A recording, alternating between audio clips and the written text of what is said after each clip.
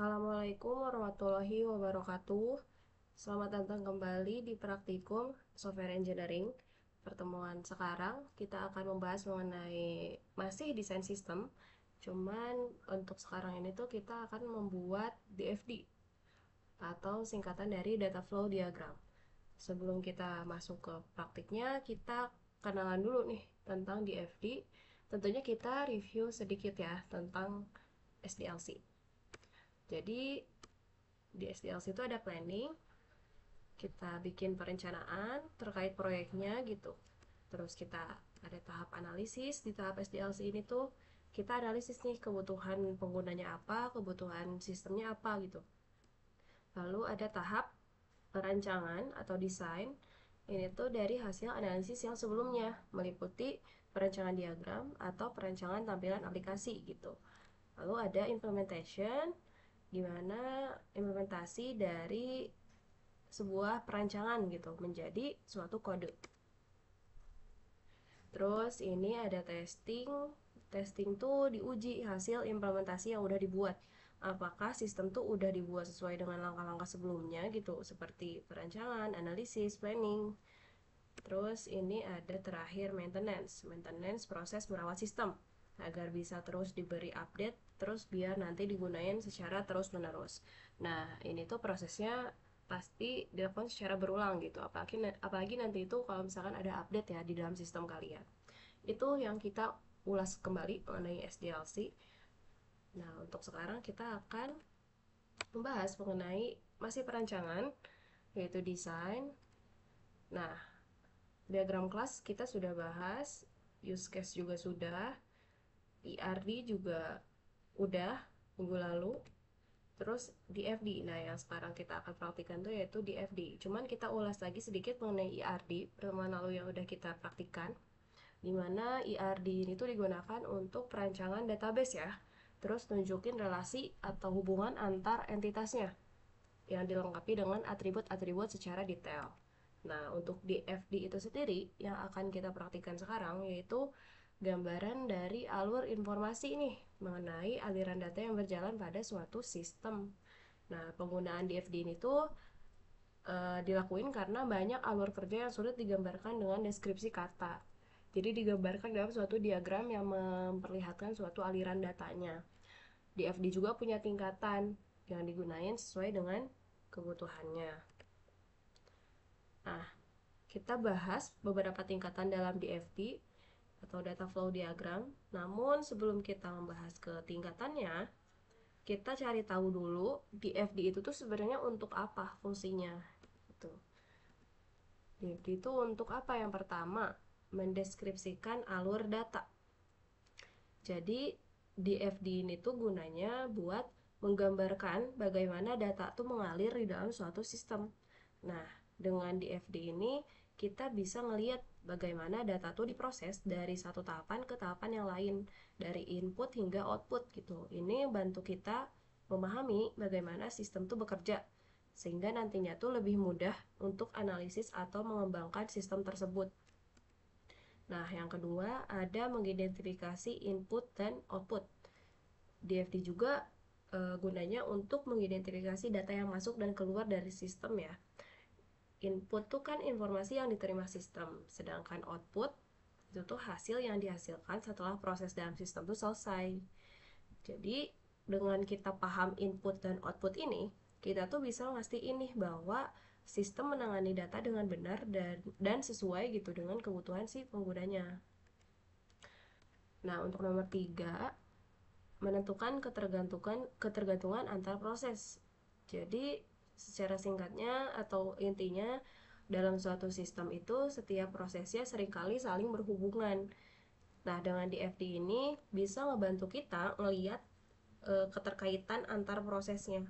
Sehingga kita tuh bisa paham gimana satu proses bergantung pada proses yang lain.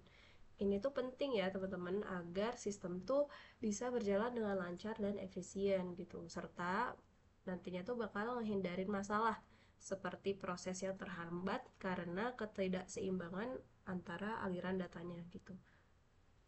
Itu mengenai kegunaan dari data flow diagram. Nah, ini ada notasi DFD yang perlu teman-teman ketahui. Jadi, berdasarkan gambar, penjelasan singkatnya tuh kayak gini. Jadi, ada dua standar ya untuk notasi DFD ini tuh ada Sarson atau DeMarco gitu, Jordan or DeMarco. Nah, sebenarnya untuk kedua standarnya tuh valid-valid aja digunakan. Cuman untuk sekarang kita sepakati pakai yang DeMarco aja ya. Dan seterusnya gitu. Jadi ini ada yang pertama entitas eksternal, di mana itu tuh representasi pihak luar yang berinteraksi dengan sistem seperti pengguna atau unit yang lain gitu, ditampilkan sebagai kotak ya dalam kedua standar. Terus yang pertama yang kedua jadi kotak gitu. Nah, terus ada proses ini tuh ngegambarin aktivitas dalam sistem yang mengolah data. Jadi dalam kedua standar ini, standar yang pertama yaitu berbentuk persegi panjang dengan bagian atasnya itu melengkung. Sedangkan standar yang kedua berbentuk lingkaran aja gitu. Yang ketiga ada aliran data, di mana aliran data ini tuh ditunjukkan dengan panah ya, yang menghubungkan entitas, proses, dan penyimpanan datanya nanti gitu. Nunjukin gimana data tuh berpindah dalam sistem. Terus ada yang namanya tuh data store. Nah, data store ini tuh penyimpanan data tentunya.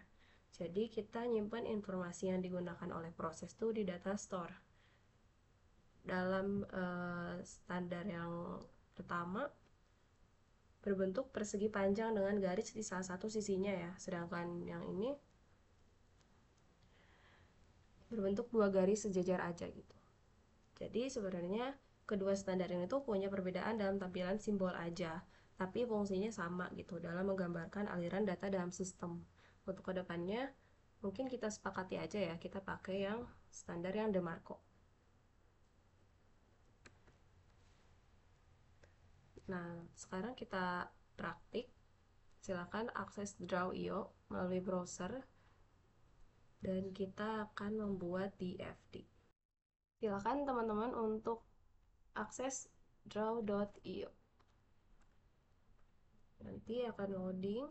Nah, kita akan gunakan file atau diagram yang kita gunakan untuk membuat IRD ya, yang pertemuan lalu. Jadi kita lanjutkan aja nanti dengan membuat suatu page baru gitu. Ini saya sudah buka file yang pertemuan lalu mengenai pembuatan IRD. Jadi tidak bikin file baru ya, kita lanjutkan saja supaya nanti lebih rapih gitu. Nah, untuk penamaan filenya kita ubah dulu ya, IRD dan DFD.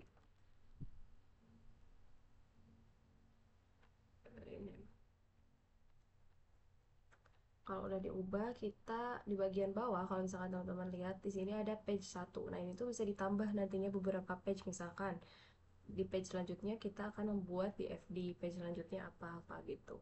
Nah, page 1 ini kita rename dengan double tap aja, double klik.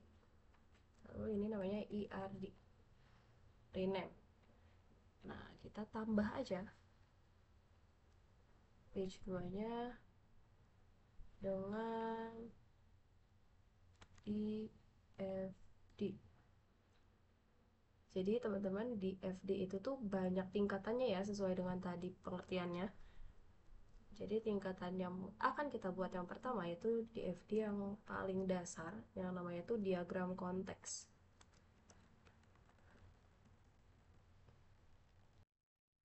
Oke, kita lanjut di diagram konteks atau paling pertama. Jadi pada contoh kali ini tuh kita bakalan bikin DFD tentang sistem informasi penjualan barang online ya di perusahaan. Namanya tuh misalkan clothing production gitu. Anggap aja antara IRD dan DFD-nya tuh itu kita sama-sama dalam satu sistem ya. Tapi di sini saya agak beda nantinya. Cuman untuk pembelajaran aja ya ini.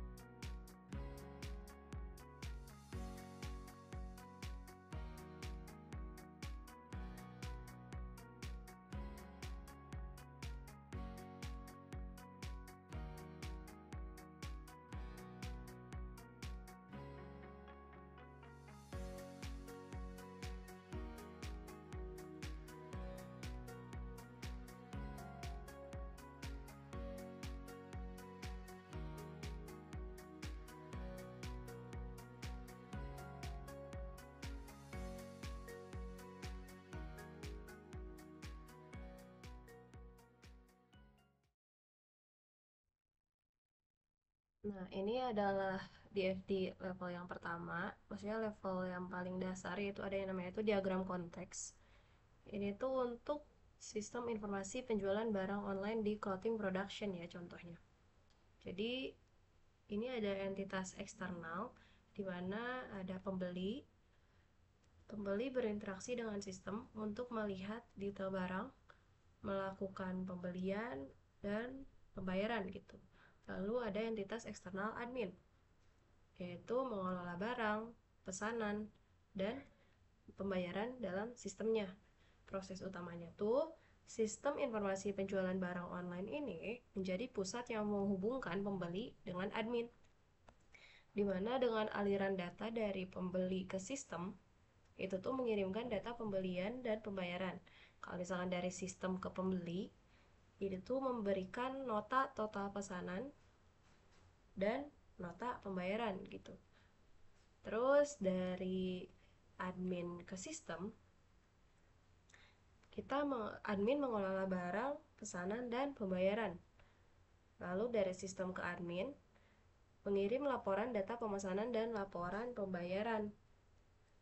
Seperti itu. Jadi kesimpulannya DFD ini menunjukkan bagaimana data itu mengalir ya antara pembeli, sistem, dan admin untuk mendukung proses penjualan barang secara online gitu. Setelah diagram konteks, lalu ada tingkatan yang selanjutnya, yaitu DFD level 1 proses 1. Jadi boleh ditambahkan page-nya di bagian bawah.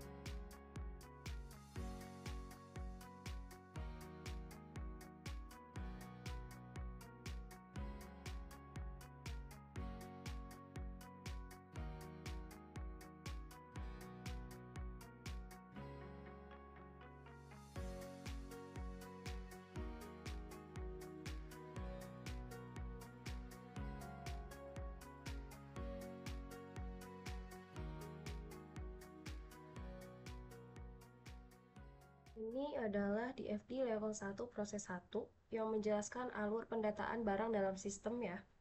Jadi ada suatu pendataan barang di mana admin memasukkan data barang ke dalam sistem. Nah, sistem mengecek nih apakah data barang tuh sudah lengkap sebelum disimpan, makanya ada cek kelengkapan data barang. Lalu data barang yang sudah lengkap disimpan dalam database atau data store yang tadi udah kita bahas sebelumnya dengan tabel data barang, di mana sistem menampilkan data barang yang sudah tersimpan ini kepada pembeli. Gitu. Jadi kesimpulannya DFD ini menggambarkan bagaimana data barang tuh dimasukkan, dicek, disimpan, dan ditampilkan ke pembeli di dalam suatu sistem. Selanjutnya kita akan membuat DFD level 1 proses 2.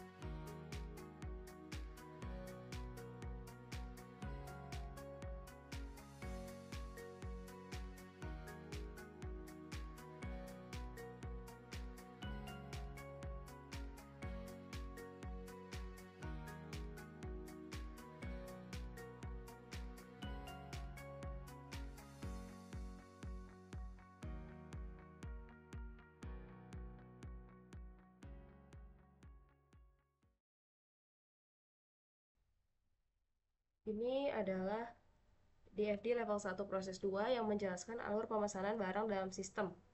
Jadi pembeli memilih barang yang tersedia dalam sistem, lalu setelah memilih barang, pembeli memasukkan data pemesanan.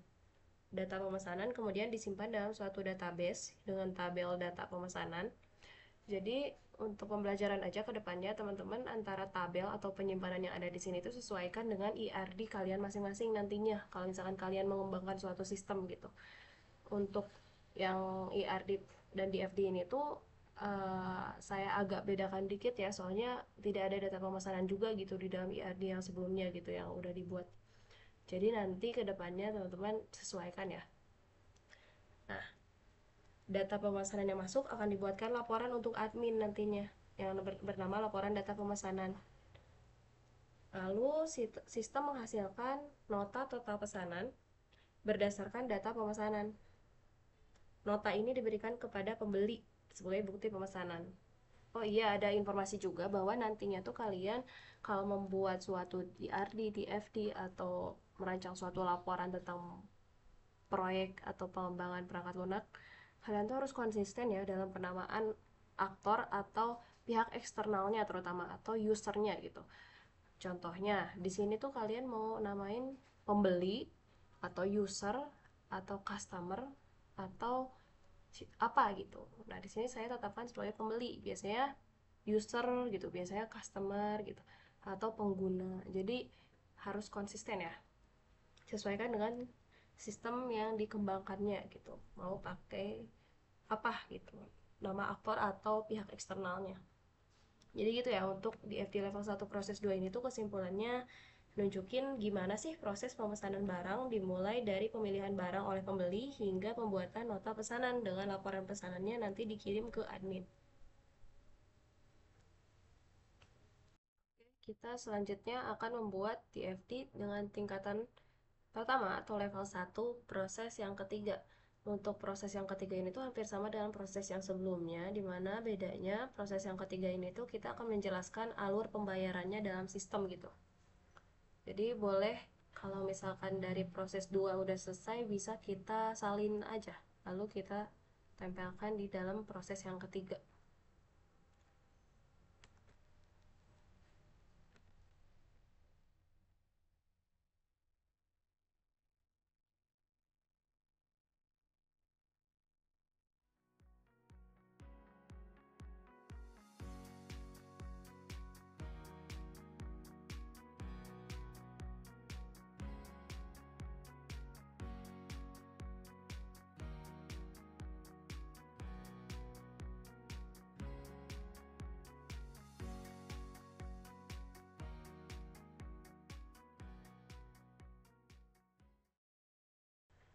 Ini adalah DFD level 1 proses 3 yang menjelaskan alur pembayaran dalam sistem.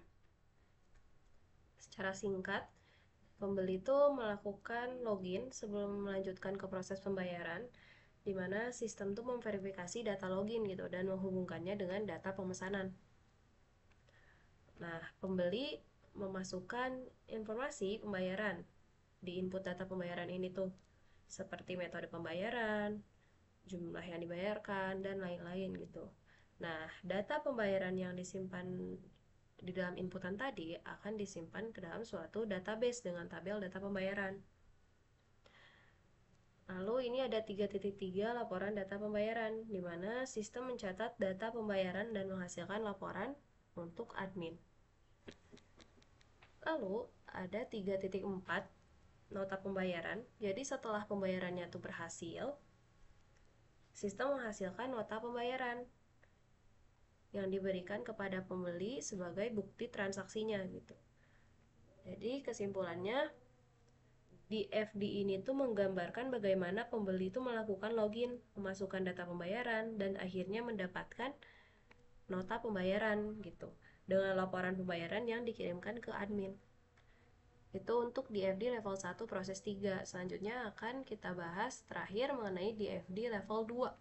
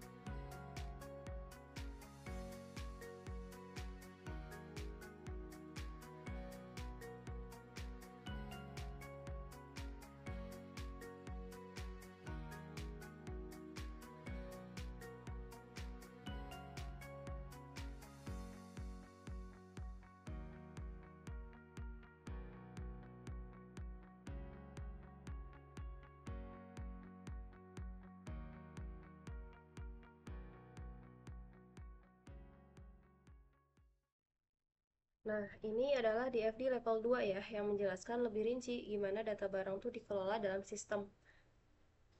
Penjelasannya ada 111. Itu tambah data barang, di mana admin dapat menambahkan data barang baru ke dalam suatu sistem. Lalu 112 itu ada ubah data barang, di mana jika ada kesalahan atau perubahan, admin bisa mengedit data barang yang sudah ada gitu. Terus ada 113, hapus data barang. Admin bisa menghapus barang yang sudah tidak tersedia atau tidak relevan tentunya. Nah, lalu ada 114, cek kelengkapan data barang. Sistem akan memeriksa nih apakah data barang yang dimasukkan tuh sudah lengkap sebelum disimpan ke database. Nah, 115 di sini ada tampilkan data barang. Data barang yang sudah tersimpan akan ditampilkan kepada pembeli agar mereka bisa melihat informasi barang yang tersedia. Jadi kesimpulan tentang DFD level 2 ini tuh menggambarkan bagaimana admin mengelola data barang, yaitu tambah barang, ubah barang, dan hapus data barang gitu. Serta cek kelengkapan tentunya. Lalu bagaimana data barang tuh ditampilkan kepada pembeli. Demikianlah praktikumnya. Hari ini kita telah mempelajari gimana data flow diagram level 1 dan level 2 digunakan ya untuk menggambarkan alur data dalam suatu sistem gitu. Dengan memahami DFD, kita tuh dapat lebih mudah menganalisis, ngerancang, sama ngembangin sistem informasi yang terstruktur dan efisien nantinya. Oke, udah selesai praktikumnya. Harapannya setelah praktikum ini tuh kalian dapat paham ya konsep dasar DFD, fungsinya dalam perancangan sistem tuh kayak gimana gitu. Terus dapat menganalisis gimana data mengalir dari satu proses ke proses yang lain. Lalu nanti kalian harapannya dapat membuat DFD yang sesuai ya dengan kebutuhan sistem yang dirancang gitu. Jangan lupa untuk ulas kembali materi ini, terus coba buat DFD untuk kasus lain gitu, agar pemahamannya itu semakin kuat.